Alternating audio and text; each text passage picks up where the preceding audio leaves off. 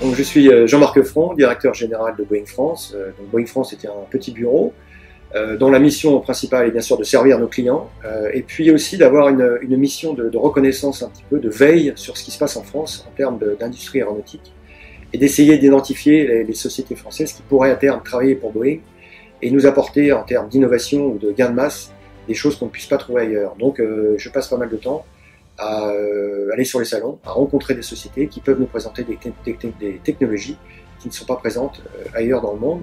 On est très conscient de la chance que nous avons en France d'avoir une industrie aéronautique française très développée, très à la pointe, et donc on a tous les jours de très bonnes surprises en termes de nouvelles sociétés qu'on ne connaissait pas et qui pourraient à terme rejoindre l'écosystème Boeing.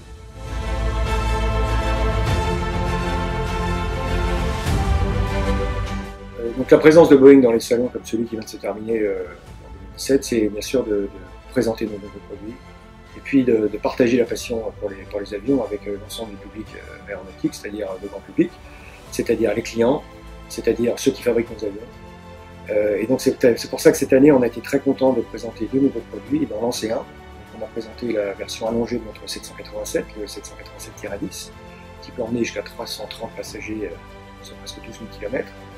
La version MAX 9, donc la deuxième version de notre version remotorisée du 737, qui est un vrai succès auprès des compagnies aériennes. Et le premier jour du salon, on a pu annoncer le lancement de notre MAX 10, donc une version allongée qui vient compléter la famille des MAX, qui pourra emmener jusqu'à 230 passagers. Donc c'était important pour nous de compléter la famille par le haut, parce qu'on sent bien que les compagnies aériennes veulent avoir la flexibilité nécessaire pour employer plusieurs versions du MAX, et puis aussi parce qu'on pense qu'il y a une évolution du marché vers des appareils un peu plus grands, et que cette version MAX-10 pourra prendre sur les 20 ans à venir juste de 20 à 25% des commandes de la famille MAX.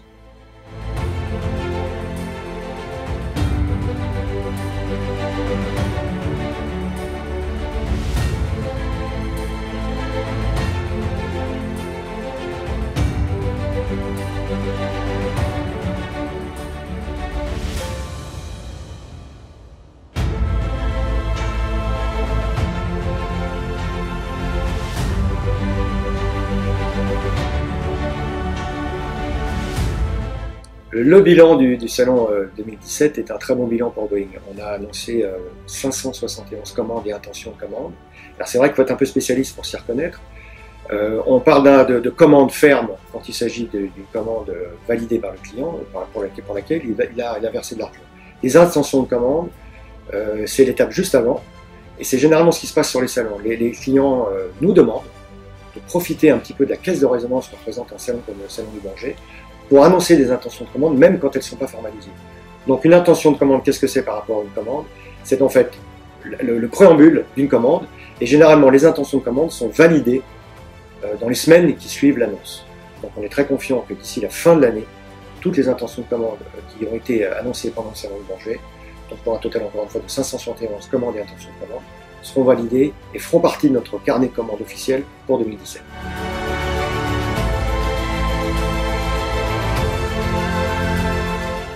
Alors c'est vrai que la famille MAX se décline du 7 maintenant jusqu'au 10. C'est vrai aussi que le marché a tendance, on le voit de par les demandes des compagnies aériennes, à se diriger plutôt vers les segments les plus importants en termes de capacité passager, donc plutôt vers le 9-10 que vers le 7-8. Donc le 7 trouvera certainement son marché. Il est vrai qu'a priori on voit un marché plus réduit pour le 7 que pour le 10 par exemple. Encore une fois le 10, on voit que ça pourra représenter sur les 20 ans à venir de 20 à 25% des commandes de la famille MAX, ce qui est tout à fait significatif. La version étant la plus importante pour nous étant le MAX 9, donc à peu près 200 passagers. Mais c'est vrai que le marché tire un petit peu la famille MAX vers les avions à plus grande capacité, le MAX 9 et le MAX 10.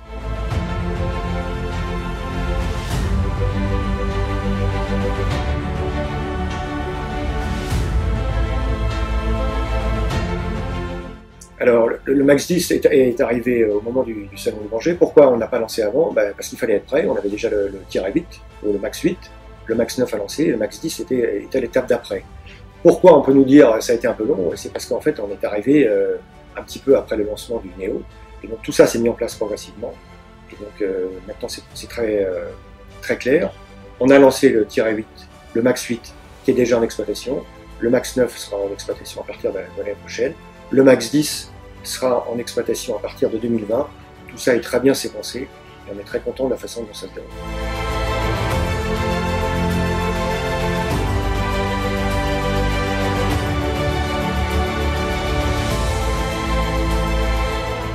Le MAX 10 a deux atouts principaux.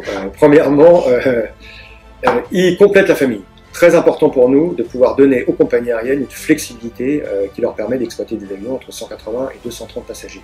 Deuxièmement, on estime qu'il est très bien passé par rapport à la concurrence. 5% de coût d'exploitation par siège inférieur par rapport aux 321. C'est très important. Comment on arrive à ce résultat? On y arrive parce que la cellule, enfin l'appareil lui-même, pèse moins lourd que le concurrent, à peu près 2 tonnes de moins sur la masse de l'avion à vide. C'est très important, c'est ce qui nous permet d'offrir à nos compagnies aériennes clientes des coûts d'exploitation donc moindres, de l'ordre de 5% par siège.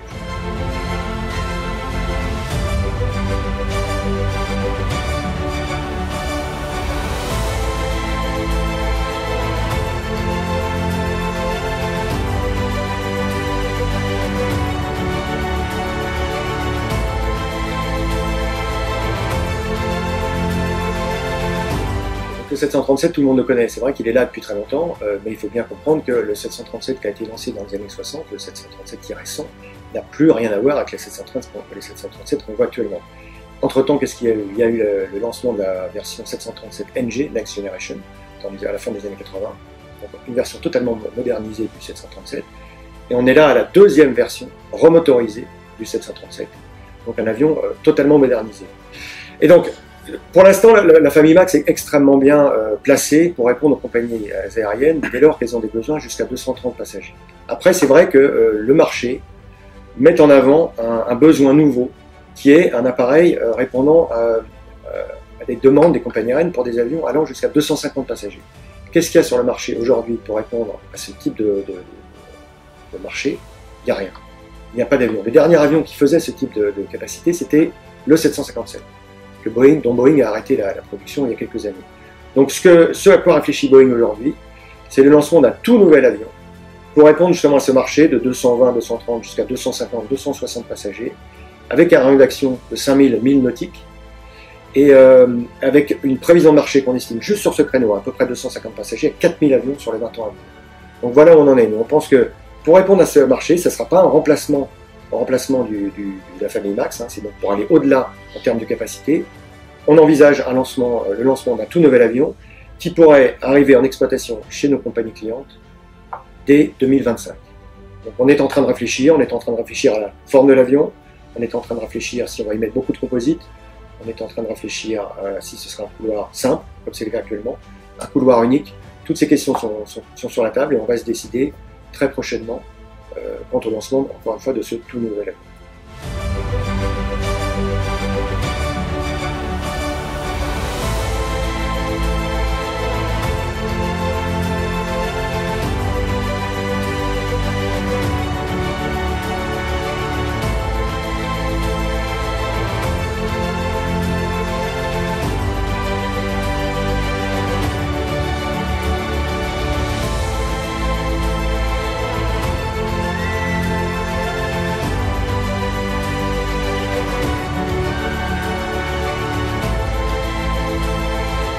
Non, parce que le 787-3, c'était à partir de 270 passagers, un peu moins peut-être, mais c'était avec un très long rayon d'action. Et là, les compagnies aériennes nous ont dit que c'était un avion trop lourd et qui a un rayon d'action qui ne nous intéresse pas. Nous, on veut vraiment un rayon d'action à peu près de 5000 milles nautiques, ce qui est largement en deçà de ce que pouvait proposer la version du 787.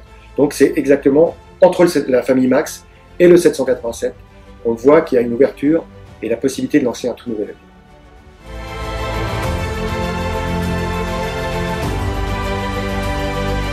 Il y a un historique sur la motorisation du 737. Il y a eu un joint venture, un partenariat signé entre GE et Safran dès le début du programme pour motoriser la totalité des 737. Il a été décidé il y a quelques années de reconduire ce partenariat pour les 40 ans à venir. Et donc c'est tout à fait naturellement que Boeing a décidé de travailler sur la version qui succède dès maintenant au CFM56 avec le LEAP.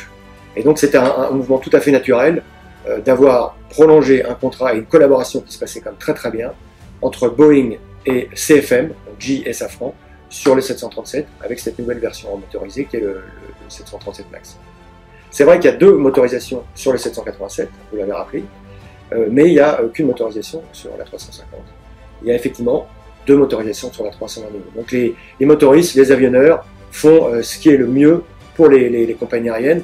Encore une fois, il y avait une demande très claire des compagnies aériennes quand on a voulu remotoriser le 737, qui était d'avoir le plus de continuité possible par rapport à ce à quoi ils étaient habitués, en termes de maintenance en particulier, et que là, il y avait une vraie logique à continuer à travailler avec un seul motoriste.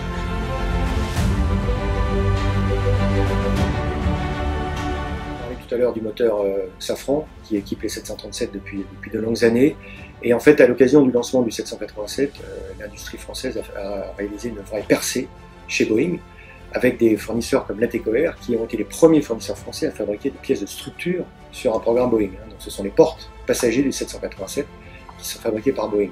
Donc une continuité, mais également une volonté de puiser dans le vrai vivier aéronautique que présente la France, avec des sociétés extrêmement qualifiées pour proposer à la fois des innovations et des gains de masse, par exemple.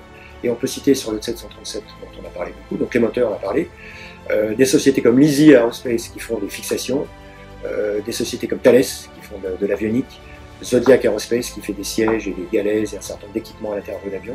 Donc c'est un partenariat très riche puisqu'on estime à une centaine de sociétés françaises qui travaillent sur les programmes Boeing, représentant un partenariat estimé à 6 milliards de dollars par an, donc acheté par Boeing à l'industrie française, soutenant directement ou indirectement 30 000 emplois en France. Donc un partenariat qui est encore amené à évoluer pour deux raisons. Un, parce qu'il y a des montées en cadence. Vous connaissez les montées en cadence prévues sur le 737. On est à 42 cette année, on va passer à 47 à la fin de l'année, et à 57 en 2019. Tous les fournisseurs qui travaillent actuellement sur le 737 vont être amenés à augmenter leur participation. Et puis aussi parce que des fournisseurs nouveaux intègrent les nouveaux programmes de Boeing sur le 777X par exemple. Safran Nacelle a eu son premier contrat en direct avec nous pour fabriquer une cuillère en titane pour la partie nacelle du 777X. Et puis on peut citer Cruise Aerospace qui fabrique des capteurs de proximité sur les inverseurs de poussée du 737. Là encore, ils ont réussi à prendre des contrats tout nouveaux sur les nouveaux programmes.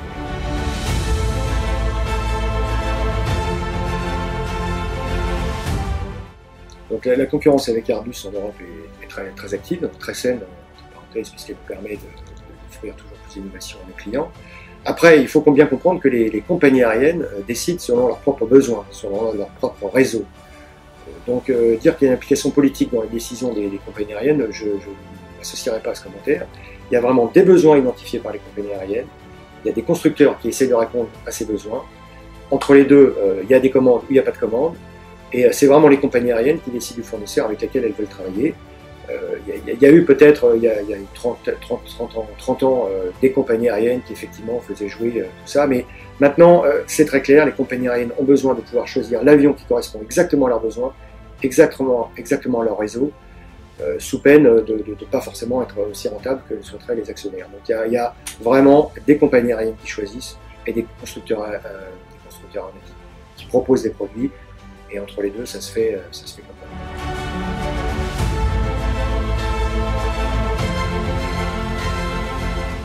Alors le 747-8 est encore dans notre catalogue, il est encore très important en termes de vente pour les versions cargo. On estime que le cargo va reprendre, on est impatient qu'il reprenne, et on estime qu'il y a un certain nombre d'opérateurs cargo qui vont encore être intéressés par la version cargo. La version passager est effectivement un peu moins demandée. Pourquoi? Parce que c'est vrai qu'il y a des bimoteurs actuellement qui vont être capables, comme le 777X par exemple, de pouvoir offrir aux compagnies aériennes, si on parle du 777X 9, jusqu'à 420 passagers. Et donc là, on se demande si effectivement la viabilité d'un quadrimoteur dans cette configuration-là n'est pas arrivée à son terme. Le 777X est parfaitement positionné pour remplacer un certain nombre de 747.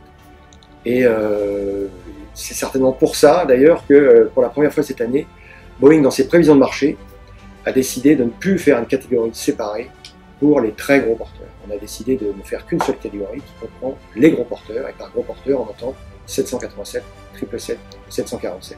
La partie 747 devenait trop faible, on a toujours été en désaccord avec Airbus sur l'importance de ce marché. C'est 3 ou 4 fois moins chez nous. Eux, ça fait plus de 10 ans qu'ils estiment qu'elle aura plus de 1000 vendus, il suffit de faire le compte par rapport aux ventes aux commandes d'A380. On est très loin du compte. Donc nous, on estime que le 747 a encore un avenir, plutôt sur la version 40.